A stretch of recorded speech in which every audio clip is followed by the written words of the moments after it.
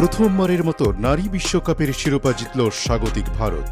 রোববার মুম্বাইয়ের ডিওয়াই পাতিল স্টেডিয়ামে অনুষ্ঠিত রুদ্ধশ্বাস ফাইনালে দক্ষিণ আফ্রিকাকে 52 রানে হারিয়ে প্রথমবারের মতো বিশ্ব চ্যাম্পিয়নের মুকুট পরল স্বাগতিক ভারত। স্বাগতিকদের দেয়া 299 রানের বিশাল লক্ষ্য তাড়া করতে নেমে একটা সময় পর্যন্ত প্রোটিয়া অধিনায়ক লরা উলভার্টের ব্যাটে ভর করে জয়ের স্বপ্ন দেখছিল দক্ষিণ আফ্রিকা। কিন্তু 42তম ওভারে দীপ্তি শর্মার বলে আমানজোত কৌরের এক অবিশ্বাস্য ক্যাচে উলভার্ট 101 ফিরতেই ম্যাচের মোড় ঘুরে যায়। এরপর ছন্দপতন হয় প্রোটিয়াদের ইনিংস। 246 রানে অল আউট হয়ে স্বপ্নভঙ্গের বেদনা নিয়ে মাঠ ছাড়ে তারা। বল হাতে 5 উইকেট নিয়ে ভারতের এই ঐতিহাসিক জয়ের অন্যতম রূপকার স্পিনার দীপ্তি শর্মা। দ্বিতীয় সর্বোচ্চ উইকেট, 2টি উইকেট নেন শেফালি ভার্মা। টস হেরে ব্যাট করতে নেমে ভারত নির্ধারিত 50 ওভারে 7 উইকেটে 298 রানের বিশাল পুঁজি গড়ে।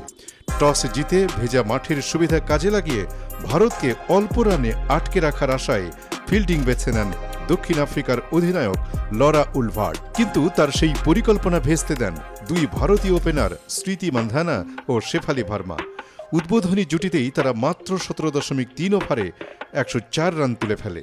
8টি চারে 45 রান করে মান্ধানা ফিরলেও শেফালি তার তাণ্ডব অব্যাহত রাখেন।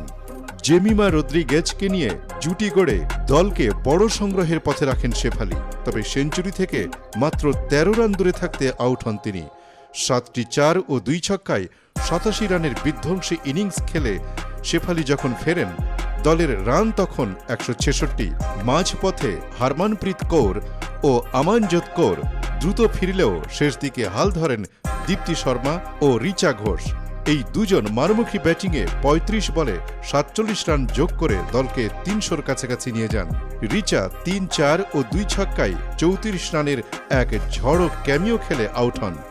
দীপ্তি শর্মা 3 4 ও 1 ছক্কায় 58 রানের দুর্দান্ত ইনিংস খেলে শেষ বলে রান আউট হন। তার ব্যাটে ভর করেই ভারতের সংগ্রহ 298 পর্যন্ত পৌঁছায়। দক্ষিণ আফ্রিকার পক্ষে আয়াবঙ্গা খাকা 9 ওভারে 58 রান নিয়ে 3টি উইকেট শিকার করেন।